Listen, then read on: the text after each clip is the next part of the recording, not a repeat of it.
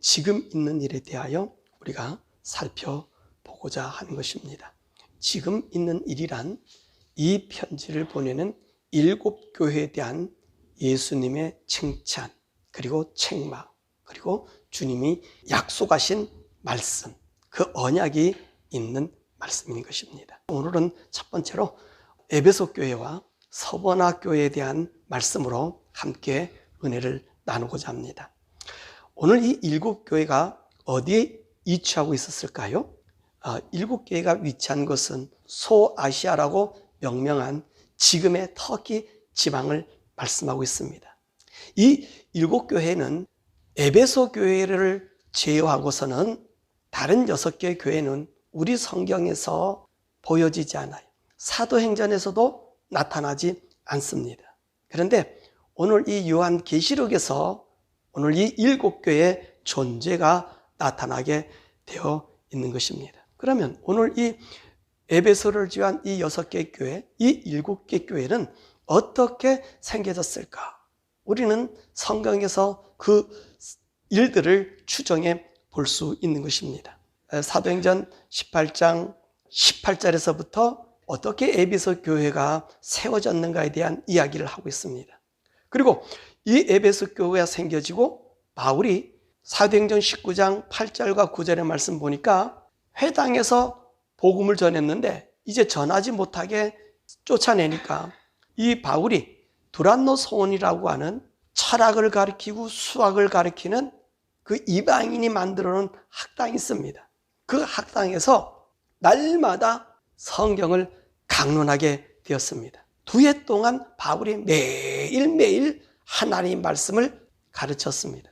그랬더니 아시아에 사는 유대인이나 헬라인들이 다 주의 말씀을 듣다라고 말씀했습니다. 아마도 이때 이 에베소에서 바울이 2년 동안 두란노 소원에서 복음을 전할 때에 이 유대인들과 헬라인들, 이들이 이 복음에 감동이 되어서 인근 6개 지역에 이 교회들이 생기지 않았나 그렇게 추정해 봅니다.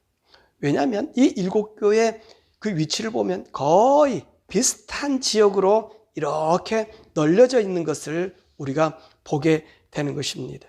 그리고 이 7교회는 유럽이 아니라 아시아에 속한 교회들이에요. 유럽 지역이 아니라 터키 지방이니까 이 터키 지역은 아주 이 교통의 요충지이기도 하잖아요. 왜냐하면 저 아시리아, 저 밑에는 애굽, 이쪽에서 올라오는 통로로 이제 유럽으로 건너가는 그 징검다리 역할을 하는 지역이 바로 터키 지역인 거예요. 그래서 여기를 소아시아라 그러는데, 근데 이 7교회에 처한 지역에 있는 사람들이 이 로마, 이 유럽에 대한 동경심이 아주 두드러졌었습니다. 그래서 이들은요, 유럽에 있는 그런 사람들에게 자기들을 잘 보이게 하려고 서로 경계하고 질투하고, 그리고 이 지역에서 유럽의 제국으로부터 오는 주도권을 잡으려고 꽤 많이 노력했던 흔적이 있는 곳이 바로 여기 소아시아 이 지역의 사람들인 것입니다.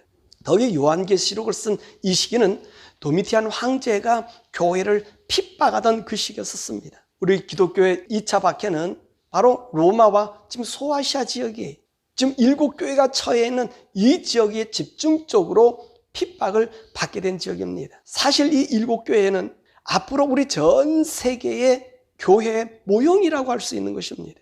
왜냐하면 이 7개 지역은요, 함께 묻혀 있었을 뿐만 아니라 각각 다른 경쟁심으로 이 새로운 세력들에게 자기들이 관심을 가지려고 했기 때문에 이곳에 사는 성도들이 이 세상을 살아가면 앞으로 수많은 시대를 살아가는 성도들이 당하는 모습과 일맥상통할 수 있게 되기 때문에 그렇습니다. 그리고 이 7개 교회가 온 세상 교회를 대표할 수 있을 정도의 그들의 신앙의 위치를 갖고 있었기 때문에 그런 것입니다. 그러므로 우리 주님께서 이 7교회의 편지함으로 말미암아 이 7교회의 양상이 앞으로에는 수많은 이후에 우리 주님 오실 때까지의 모든 교회의 모습이 망라되기 때문에 여기에 경고함으로 이후의 사람들이 내가 과연 어떤 신앙의 모습인가를 알 수 있는 일이기 때문에 오늘 주님께서 이 7교회 편지하라고 한 것입니다. 첫 번째는 에베소 교회입니다. 2장 1절에서 7절의 말씀이죠. 이 에베소, 지금의 지명으로는 셀축이라고 하는 그런 지명을 갖고 있습니다. 우리는 이 에베소에 대해서 많이 배웠습니다. 우리가 에베소 강의할 때도 이 말씀을 배웠고요. 또 요한 복음을 우리가 강의할 때도 이 에베소에 대해서 우리가 배웠습니다. 자, 에베소에 다시 한번 우리가 정리해 보면, 에베소는 주전 560년경에 헬라의 철학자 헤라클리투스가 태어난 곳으로 헬라 철학의 근원지라고도 볼 수 있는 것입니다. 그리고 또 이 에베소는요, 아시아의 모성신인 아데미 여신을 섬기는 그런 지역으로 유명한 것이었어요. 그래서 매년마다 이 아데미 여신에 대한 축제가 세계적인 사람들의 참가 속에서 열리는 것입니다. 이 에베소는요, 여성들이 상당한 자부심을 느끼는 것이, 그로 말미암아 이 여성들의 장신구가 아주 발달한 유명한 도시로서 애굽의 클레오파트라 여왕이 이곳에 와서 장신구를 살 정도로 유명한 곳입니다. 그리고 이 에베소는요, 바울이 사도행전 18장 18절에서 19장 41절에 보면 바울이 세운 교회고요. 아까도 말씀드렸지만 드로아노 소원에서 2년간 복음을 전했어. 이 소아시아에 있는 지역의 모든 사람들이 이 복음을 듣고 정말로 그들이 감동됐고요. 더욱이 에베소에 있는 사람들이 자기들의 마술의 책들을 다 불태워버리는 아시아 복음의 전초 기지라고 해도 과언이 아닌 그런 이 교회가 에베소 교회인 것입니다. 그래서 이 에베소 교회에서요, 성경이 5권이 쓰여집니다. 고린도 전서가 바울에서 쓰여지고요, 요한복음과 요한 1, 2, 3서가 바로 이 에베소에서 쓰게 된 것이지요. 이 에베소 교회는 어떤 교회인가? 어떤 모습으로 우리 주님이 나타나셨는가? 1절에 보니까 오른손에 7뼈를 붙잡고 7 금촛대 사이로 거니시는 모습으로 오늘 에베소 교회에 나타나셨습니다. 그럼 왜 예수님께서 이 모습으로 에베소 교회에 나타나셨을까요? 우리가 서론에서 말했듯이 이 교회 중심으로 그 인근 지역 6개 교회가 이제 탄생하게 된 거예요. 그러므로 우리 예수님은 이 교회 사자들과 교회들을 붙잡고 계심을 이제 보여주고 있는 것입니다.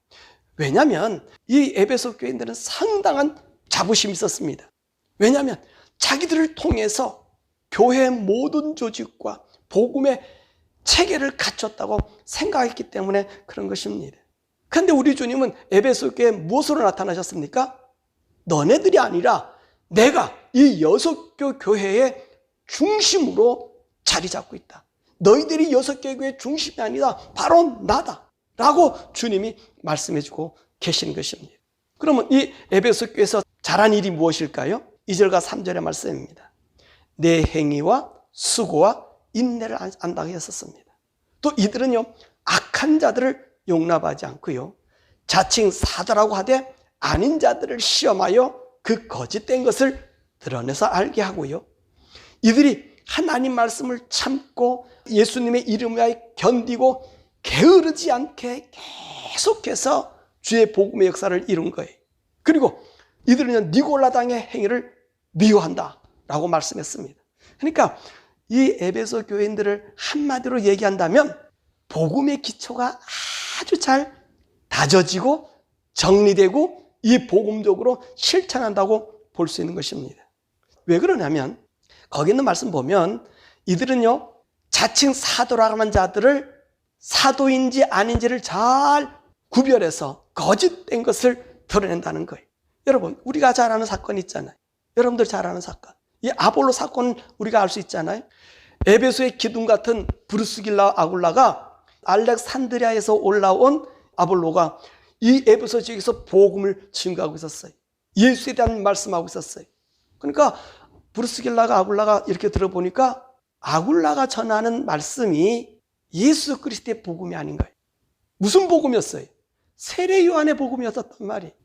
이가 전한 세례 요한을 전하면서 우리 예수를 기다리다니까 브리스길라와 아굴라가 그를 불러다가 예수 그리스도에 대한 복음을 자세히 알려줬더니 그 성령을 받았어요. 그 다음에 새로운 하나님의 종으로 바뀌어진 사건이 있습니다. 그만큼 오늘 이 에베소 교회는요, 이런 복음의 확실한 기초가 다져진 거예요. 그래서 이 복음의 확실한 이론을 가지고 있었던 것이지. 독이 에베소를 중심해서 이 바울이요, 복음과 율법에 대해서 아주 자세하게 가르쳐 줬어요.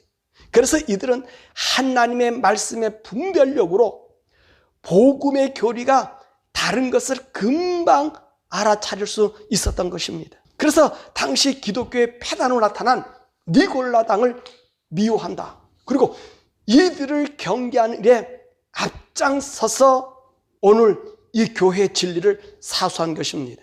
그런데 이런 사람들에게 우리 주님께서 책망하십니다. 그들의 현 상태, 6절에 뭐라 말씀하셔요? 너희가 처음 사랑을 버렸다. 무슨 말씀인가요? 이들이요, 주님의 복음으로 무장했고 교리로 완성됐는데 이들로 하여금 하나님이 뭐라 말씀하냐? 너희들의 부족한 것이 있는 것이 바로 처음 사랑을 버렸다는 거예요. 그렇습니다. 이들이 무장한 교리, 모든 것을 구별하기 위해서 교리로 따지고 말씀한 것이지. 다시 말씀을 든다면 이들이 교리를 따지고 살았다는 것은 법이 그들을 주장하고 있다는 말씀인 것입니다.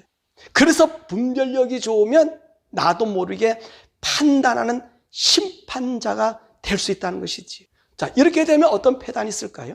왜 우리 주님께서 우리를 율법의 저주에서 해방시켜 주었을까요? 왜 그랬습니까? 율법의 법으로는 살 사람이 아무도 없기 때문에 그렇습니다. 그래서 우리가 율법의 저주에서 해방된 우리가 이 에베소 교인들처럼 다시 복음의 율법에 매여 또 다른 형태의 율법주의자가 되게 한 것입니다. 이것이 바로 정죄하는 자들, 복음의 심판자가 된다는 말입니다. 이러다 보니 이 사람들에게 하나님에 대한 사랑보다는 하나님의 법으로서 해결하려는 경향이 두드러지게 나타나게 된 것입니다. 여러분, 법이 나쁜 것이 아닙니다. 우리가 하나님의 법, 하나님의 말씀대로 살아야 합니다. 그런데 이 법을 이용한 정죄자가 되지 말라고 말씀하는 것입니다. 왜 하나님께서 우리에게 법을 주셨습니까? 법을 지키라는 것은 분명합니다. 그러나 하나님이 우리에게 복음의 법을 주신 것은 하나님의 법을 모르는 사람들을 사랑으로 하나님의 안으로 들어오게 하라고 우리를 부르신 것입니다. 그래서 우리는 그 하나님의 사랑 안에서 하나님의 법을 성취하는 것입니다. 법을 지킴으로 하나님의 복음을 이루는 것이 아니라 그 법의 사랑을 해감으로 복음을 이루는 것입니다. 이런 위험성이 있기 때문에 에베소에서 이 사도 요한은 요한 1, 2, 3서를 써서 그들에게 가르쳐 주시고 강조한 것이 너희들이 교리적으로 사랑을 판단하는 것이 아니라 이 사랑의 법으로 하나님의 사랑을 이루어 교리가 아닌 하나님의 은혜 안으로 들어오게 만들라는 것입니다. 그래서 우리 하나님께서 이들에게 권고하고 처방을 내립니다. 5절의 말씀입니다. 뭐라 말씀하시죠? 어디서 떨어졌는지 생각하고 회개하여 처음 행위를 가지라. 여러분, 이 처음 행위를 가지라고 말합니다. 이 처음 행위가 무엇입니까? 구원의 주님과 만남을 말씀하고 있는 것입니다. 그 근거가 무엇입니까? 5절의 말씀에 그렇게 말씀하잖아요. 만일 그러하지 아니하고 회개하지 아니하면 내게 가서 내 촛대를 그 자리에서 옮기리라. 이 촛대가 뭐라고 말씀하셨죠? 주님이 1장 20절에 이 촛대를 해석해 주었어요. 이 촛대가 뭐라고 말씀하셨습니까? 교회라고 하지 않았습니까? 이 교회, 물론 유형적인 교회도 있겠습니다만은 더 근본적인 교회, 우리 각 사람에게 심겨진 교회, 바로 예수님을 모시고 사는 우리 마음속에 있는 교회입니다. 이 교회를 옮긴다는 것은 무슨 말씀이십니까? 이 교회의 주인이 누굽니까? 예수님이 떠나가시겠다는 말씀인 거예요. 왜 예수님이 떠나가시죠? 그 심령에 더 이상 예수님이 필요 없고 오직 교리만 남았기 때문에 우리 예수님의 구원의 은혜를 버리고 법으로서 하나님의 의를 대신함으로 하나님의 사랑이 그 속에 더 이상 필요하지 않기 때문입니다. 그러므로 우리 성도가 이 세상을 믿음으로 사는 것은 모두가 예수님의 구원의 은혜, 하나님의 사랑으로 이 세상을 살아가는 것이 바로 우리의 온전한 믿음인 것이란 사실입니다. 그래서 바울은 로마서 8장에 뭐라고 고백하고 있습니까? 우리를 누가 그리스도의 사랑에서 끊을 수 있으랴? 이 세상이냐? 또 저 세상이냐? 이 세상의 어떤 피조물도 우리를 어디서 끊을 수 없어요? 그리스도의 사랑에서 끊을 수 없다. 그러니까 교리로 뭉쳐진 것이 아니라 우리가 살아가는 삶은 하나님의 사랑이 우리로 나타나게 된다는, 하나님의 사랑으로 우리가 하나님의 자녀가 되었기 때문에 그래서 우리가 천국 갈 자격을 얻은 것입니다. 그래서 우리 주님 뭐라 말씀하십니까? 만약 너가 이 하나님의 구원의 은혜, 무한한 하나님의 사랑이 너의 삶을 이끌어가지 못하고 그렇게 좋은 분별력으로 살아가다가는 너가 또 다른 어디에 빠진다? 율법주의에 또 빠지게 된다고 말씀하신 것입니다. 그러므로 우리가 이 복음의 삶은 하나님의 구원의 감동 속으로 살아가는 구원의 감동의 삶입니다. 은혜의 감동의 삶인 거예요. 그래서 법이 아니라 하나님 믿는 믿음, 예수 그리스도의 구원의 삶이 우리 성도를 이끌어 가야 되는 것입니다. 자, 이럴 때 하나님 어떤 약속을 우리에게 주고 있습니까? 7절입니다. 하나님 낙원에 있는 생명나무의 열매를 먹게 하신다. 그게 무슨 말이에요? 생명나무의 열매를 먹게 하신다는 얘기는 우리의 구원을 회복시켜 주신다는 말씀입니다. 그렇습니다. 우리가 천국 갈 수 있는 유일한 길은 하나님의 은혜의 사랑을 간직하는 것입니다. 이 하나님의 사랑 없이는 우리가 영원한 생명에 들어갈 수 없음을 말씀하고 계시는 것입니다. 아무리 에베소 교회가 복음의 진리를 분별하는 기준을 가지고 있다 해도, 예수님의 이름으로 참고 견딘다 해도, 그리고 주의 복음을 가르친 데 게으르지 않고 열심을 내어도 우리에게서 가장 중요한 것은 바로 하나님의 사랑, 즉 예수님의 구원의 은혜 위에 서서 우리의 삶을 살아가야 함을 말씀하고 계신 것입니다. 두 번째 서머나 교회입니다. 8절에서 11절의 말씀입니다. 이 서머나는요, 지금의 지명으로는 이즈미르라고 하는 지명을 쓰고 있습니다. 에게 전 영역에서 가장 번창한 상업의 중심지고요, 교통의 중심지로서 소아시아의 중부와 헤르무스 강 유역을 관통하는 도로의 이 마지막 기착점에 있었습니다. 또 이 서머나 교회는요, 신전 건축이라든지 약학이라든지 과학 등으로 상업이 융성한 도시였습니다. 이 서머나는요, BC 23년에는 황제 디비로를 위한 신전을 건축 허가를 얻게 되는데 다른 11개 도시와 경쟁해서 신전 건축권을 얻게 돼요. 왜 그러냐 했더니만 이 로마 원료원들이, 이 지역 사람들이 로마에 대한 충성심이 아주 강해요. 그래서 이 사람들은요, 로마시를 위해서 제사 드리는 신전도 만들고요, 충성하는 사람들이 그것을 이 사람들이 봐서, 야, 이 사람들을 시키면 디베리오 황제의 전들을 잘 지킬 수 있겠다. 그래가지고 황제 신전 건축을 이 사람들이 다른 지역 11개 지역의 경쟁을 따돌리고 얻은 이 사람들입니다. 아주 로마에 대하여 충성스러운 사람들이 로마시를 위해서도 제사하고요, 또 제국을 위해서 그 섬기는 사람들, 제사를 드려. 쉽게 말하면 매일매일 우리가 그 도시를 위해서 그들이 기도하고 있다는 거예요. 그러니까 이 충성된 이 서머나 지역의 사람들을 위해서요, 로마는 너희들이 자체 화폐를 만들어 쓰라고 할 정도로 인정한, 로마에서 그 식민지에서 인정할 수밖에 없는 그런 도시가 이 서머나입니다. 자, 그런데 이 서머나의 지역에 나타난 우리 예수님의 모습은 어떤 모습으로 나타났죠? 보니까 처음이요 마지막이요 죽었다가 살아나신 주님의 모습으로 나타났다는 것입니다. 그럼 왜 주님이 이런 모습으로 나타났을까요? 이 도시는 원래 에올리아 헬라인이 식민지로서 건설되었지만 이후에 이오니아 헬라인에게 점령되어서 이오니아와 동맹에 참가했다가 6세기 초 이 루디아의 왕 알리아테스에 의해서 멸망당해. 그래서 이 지역은 거의 없어져 버려요. 겨우 몇몇 촌락만 남겨지고요. 이 화려했던 이 서머나 도시가 싹 자취를 감춰져 버려요. 그러다가 BC 4세기 말과 3세기 초에 안티고누스와 루시마코스에 의해서 이 성읍이 건설이 돼요.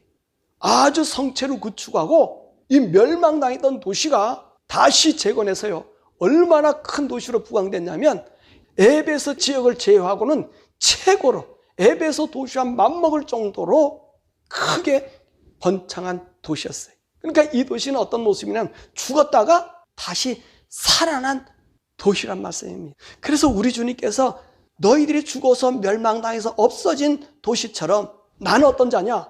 죽음에서 다시 살아난 모습으로 그래서 나타난 모습입니다. 그럼 이 사람들의 현재 모습은 어떤 모습이었을까요? 9절의 말씀 보니까 환난과 궁핍한 상태였고요.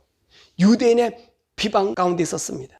더겨울 이들은요, 이 유대인들이 가장 많이 자리 잡고 있는 곳이 바로 이 서머나 지역이에요. 이 서머나 지역은요, 우리 여기 킹카우니와 같아.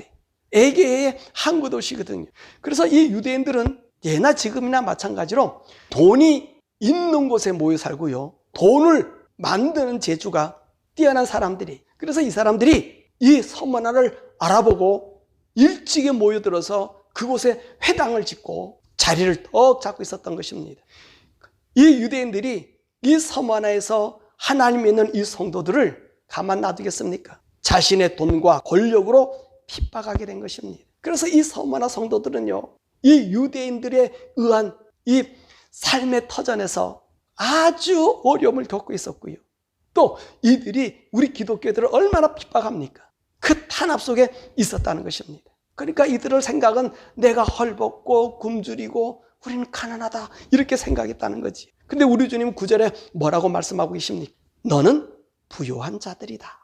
너희를 비방하는 유대인은 유대인이 아니라 그들의 회당은 무슨 회당이라고 말씀하십니까? 그 사단의 회당이다. 왜 하나님은, 우리 예수님은 이 서머나 성도들이 부유한 자라고 말씀하겠습니까? 여러분 이 말씀 아십니까? 우리가 예수님께서 산상수훈에서 마태복음 5장 10절과 12절의 말씀 보니까 의를 위하여 핍박을 받는 자는 복이 있나니 천국이 그들의 것입니다. 나로 말미암아 너희를 욕하고 박해하고 거짓으로 너희를 거스려 모든 악한 말을 할 때는 너희에게 복이 있나니 기뻐하고 즐거워하라. 하늘에서 너희 상이 큼이라.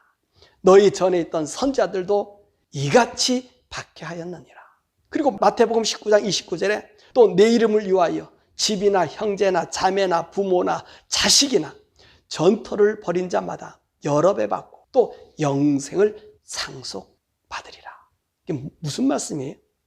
너희들이 보기는 세상에서 가난해 보이지만 너희들은 부유한 자라고 말씀하고 있는 거예요. 왜? 너희들은 어떤 사람이에요? 하늘나라에서 감당하지 못하는 사람이란 말씀입니다. 이 교회는요, 이 서머나 교회는 정말 그런 교회였던가 봐요. 다른 교회는 책망이 있는데 이 교회는 책망이 없어요. 이 교회와 빌라델피아 교회는 책망이 없어요. 오히려 하나님의 위로가 있고 하나님의 언약이 있는 그곳입니다. 그러니까 우리 주님 말씀하시기를 너희들은 가난한 자가 아니라 너희들은 부유한 자다. 내가 너희들과 함께 있음을 말씀하고 계신 것입니다. 또한 우리 주님께서 말씀하시기를 유대인들의 회당은 하나님의 회당이 아닌 사단의 회당이라고 말하고 있습니다. 왜 이들 보고 사단의 회당이라고 이야기하고 있습니까? 이 사람들은, 이 유대인들은요, 구약의 율법도 지키지 못하면서 자신들의 돈과 권력으로 예수님을 믿는 성도들을 핍박함으로 하나님을 핍박하는 곳이기 때문에 그렇다는 말씀입니다. 우리는 바울을 통해서 이 말씀을 간접적으로 합니다. 사도행전 26장 14절의 말씀 보니까 자기가 다메섹에서 예수님을 만났을 때에 그 예수님의 하신 말씀을 그가 고백하고 있습니다. 정오의 햇빛보다 더 밝은 빛이 자기를 둘러서서 자기가 땅에 엎드려졌다는 거예요. 그때 하늘에서 소리하기를 히브리 말로 말씀하셨다잖아요. 사울아 사울아 내가 어찌하여 나를 박해하느냐. 가시채를 뒷발질하기가 내게 고생이라. 이게 무슨 말이에요? 이들은요, 이 성도들 바울처럼 이 예수 믿는 사람들을 핍박하는 것을 사명으로 띠고 나타났다는 거예요. 그러니까 오늘 예수 믿는 사람을 핍박하는 것은 바로 누가 하는 짓이라고요? 하나님의 뜻이 아니라 사단이 그 일을 행한다는 것입니다. 아마 오늘 본문의 말씀 보니까 이 유대인의 회당이 이 서머나 지역에서 굉장한 영향력을 발휘한 것 같아요. 그래서 이들을 사단의 회당이라고 말씀할 정도로 그만큼 이 서머나 지역에서는요, 우리 성도들이 핍박을 당하고 있었던 거예요. 이 유대인들을 통해서. 그런 이 서머나 교회에 우리 주님 뭐라고 건면해주고 있어요. 10절에 장차받을 고난을 두려워 말고 마귀가 너희 중 몇 사람을 오게 던져 시험을 받게 할 것이며 10일 동안 환난을 받을 것이다. 여러분, 이게 참 우리 주님이 위로해주고 이렇게 권면해주는 말씀이요, 뭐 그렇게 좋은 얘기 아니에요. 이렇게 마음에 들고 성도로서 잘 살면 그래 내가 너희들을 크게 아름답게 참 너희들을 알다 위대하게 만들어줄 거야, 그렇게 얘기하지 않냐고. 너가 앞으로 고난을 잊지만 두려워하지 말라. 사단이 너희 몇 사람 옥에 던져서 시험 받게 할 텐데 10일 동안 고난을 받게 될 것이다. 그렇게 주님이요 이들에게 말씀해 주시. 아마 이 말씀은요, 이 폴리갑의 순교를 두고 말씀한 것 같아요. 이 폴리갑은요, 이제 요한이 세상을 떠나고 나서 이 에베소 지역을 관리하는 목회자였습니다. 근데 이 폴리갑이요, 기독교 오차 박해까지 견디면서 그래서 순교하신 분입니다. 이 폴리갑이 오차 박해 중에 잡혀서 죽임을 당하게 됩니다. 그때 빌라델피아에서 잡혀온 다른 11명의 성도들과 함께 화형대에 처하게 되지. 이때 서머나 총독이요, 이 폴리갑이 정말로 인격적으로 정말로 죽일 만한 흠이 없는 거예요. 그래서 이 폴리갑을 살리려고 무단히 애씁니다. 그러나 황제의 명령이 지엄하니까 이제 폴리갑을 불러온 거예요. 그러면서 뭐라 얘기하냐면 다 사람들 앞에서 이렇게만 얘기하라. 황제도 주님이다. 그렇게 고백하라. 그러면 내가 용서해 줄 거야. 그거 괜찮아. 그냥 말만 해. 네 마음이 아니고 네 말만 해. 라고 폴리갑에게 종용합니다. 폴리갑은요, 그 이야기를 듣고 이렇게 얘기합니다. 저는 이제 86세입니다. 나의 삶은 살 만큼 다 살았다는 거지. 사랑하는 주님은 내 일평생 동안 한 번도 나를 해롭게 한 일이 없습니다. 어찌 내가 내 구찬 생명을 구걸하고자 날 구원해 주신 왕 중의 왕께 불명예를 끼치겠습니까? 그리고 그는요, 화형에 처해졌습니다. 오늘 주님께서 이 서머나 교회 교인들에게 앞으로 이런 일이 있을 거야. 정말 우리가 잘하면 더 잘해주는 게 우리 인간 상정인데 앞으로 이런 어려움이 있을 거야. 그러나 너희들은 두려워하지 마라. 주님이 어떻게 나타나셨어요? 난 죽었다가 살아났을 뿐만 아니라 나는 처음과 나중이라는 거예요. 무슨 말씀이냐? 내가 처음부터 끝까지 너희와 함께 하실 이 말씀을 그들에게 이야기해 주고 계신 것입니다. 너희를 죽이나 죽일 수 없고 다시 살려주시는 약속을 이들에게 해주시는 거예요. 그러므로 사랑하는 여러분, 때로는 우리가 고난에 계속 이 서머나 교회처럼 잔고하게 올 수 있습니다. 그러나 우리 주님은 이 세상에서 이 고난에서 위대하게 아니라 고난을 이길 수 있는 능력을 베풀어 주신다는 거예요. 그러면서 주님은 10절과 11절에 무슨 약속을 합니까? 죽도록 충성하라. 그리하면 생명의 면류관을 내게 주리라. 그리고 또 뭐라고 약속해요? 둘째 사망의 해를 받지 않게 해주실 것이다. 여러분, 생명의 면류관은 누가 받는 거지요? 구원받는 자들만이 쓸 수 있는 영광입니다. 이 구원받는 사람은 첫 번째 부활에 참여하는 자들로서 죽음이 더 이상 이들을 지배하지 못합니다. 그러나 첫째 부활에 참여하지 못한 자들은 둘째 사망, 영원한 지옥에 들어가게 되는 것입니다. 우리가 영생에 들어가려고 예수님을 믿고 이 세상에서 예수님으로 믿음으로 오는 이 고난을 두려워하지 않는 것이 바로 우리가 영원한 생명, 하나님의 나라에 들어가기 위함입니다. 그럴 때 우리 주님은 우리에게 무엇을 주신다고요? 생명의 면류관을 주신다고 말씀하고 계신 것이. 이 생명의 면류관은 바로 이 폴리갑 같은 사람, 예수의 믿음으로 끝까지 지키는 사람, 예수를 위해 죽음을 기뻐하는 사람이 받을 수 있는 영광인 거예요. 여러분, 우리가 이 세상에서 좀 누리지 못한다고 우리가 하나님 나라를 떠난 것이 아니에요. 우리 주님 뭐라 말씀하세요? 나는 처음과 나중이다. 나는 죽었다가 살아난 자다. 그러나 너희들은 나를 믿고 나간다면 이 영원한 생명의 면류관을 너에게 줄 것이라고 말씀하고 계신 것입니다. 말씀을 맺습니다. 우리는 지금 이 7교회에 대해서 배우고 있습니다. 이 7교회를 성경은 뭐라고 얘기했냐면 지금 있는 일이라고 말씀하고 있어요. 오늘 지금 있는 일은 7교회의 영적인 상태를 말하고 있습니다. 근데 바로 이 7개의 영적인 상태가 무리들의 모습이라는 사실입니다. 7교회가 지니는 고난을 예수님이 오실 때까지 우리에게 나타나는 사건들입니다. 이 사건들은 어떻게 나타났습니까? 그 지역에 특징이 있었던 것처럼 예수님이 오실 때까지 이 세상에 사는 이 삶의 구조가 이와 같은 삶의 구조 속에서 살아가게 된다는 것입니다.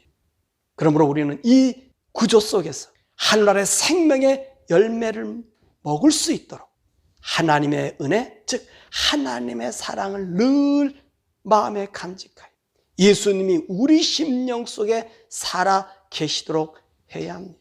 이런 자들에게 둘째 사망의 해를 받지 않고 영원한 천국에서 생명의 면류관을 쓰고 살게 될 것입니다. 또한 또 가장 중요한 것은 오늘 본문의 말씀 보니까 마지막에 항상 이런 말씀을 하시잖아요. 귀 있는 자들은 성령이 교회들에게 하시는 말씀을 들으라. 우리는 성령의 음성을 듣고 살아야 함을 말씀하고 있는 것입니다. 성령님에 의해 살아갈 때 우리는 우리의 구원을 잃지 않게 되며 하나님의 무한한 사랑의 감동을 유지할 수 있으며 죄악이 나를 주장하지 못하게 하여 우리를 이끄시며 이 성령님으로 인하여 우리의 온 영과 혼과 몸이 예수님 재림하시는 날까지 거룩하게 합니다. 자, 오늘 에베소 교회 교리가 왕성했고 복음이 정말로 확실히 자리 잡은 그들이 하나 잊어버린 것이 있다면 처음 사랑을 잊어버렸다는 거예요. 우리 처음 사랑도 회복시켜 주시는 분이 누구시지요? 이 성령님이신 거예요. 이 서머나 교회는 계속해서 고난 속에 있지만 그러나 죽은 자로부터 다시 살아나신 분, 처음이요 나중이신 분이 그들을 붙잡아 주는 것도 누구를 통해서 붙잡아 주시지요? 이 성령님을 통해서 붙잡아 주신다는 말씀. 그러므로 우리는요 이 영적인 싸움터에서 내가 하나님의 사랑을 품고 성령의 사람으로 이 세상을 살아가면서 죄와 사망의 권세에서 이기는 우리 주님의 구원의 은총이 날마다 감동으로 나타나는 그런 삶이 우리에게 있어야 될 줄 믿습니다. 그래서 우리 주님 뭐라 말씀하세요? 성령이 교회들에게 하는 소리를 귀 있는 자는 들으라. 여러분의 귀가 성령의 음성을 따라서 우리 주님 오신 날까지 정말로 성령의 인도함 받아 그리스도의 첫사랑이 회복되고 그리고 어떤 환난에서든지 주님을 배반하지 아니하는 그런 성도들이 되시기를 우리 주 예수 그리스도 이름으로 간절히 축원합니다.